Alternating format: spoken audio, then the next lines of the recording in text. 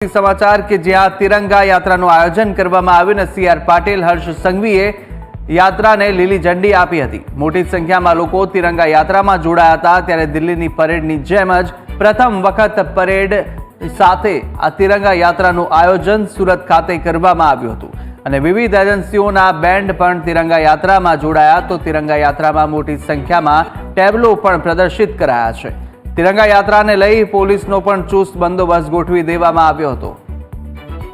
तो आ तरफ तिरंगा यात्रा में गृह राज्यमंत्री हर्ष संघवीनो अलग ज अंदाज जोवा मळ्यो। देशभक्तिना गीत पर हर्ष संघवी झूमता जोवा मळ्या हता।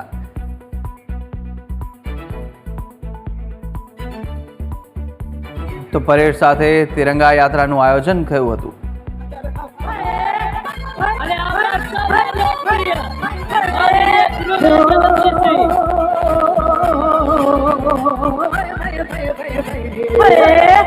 के लिए जिंदाबाद हम दुश्मन के लिए तलवार हम मैं काम अगर हम अगर हम तक जाओ तो पीछे अरे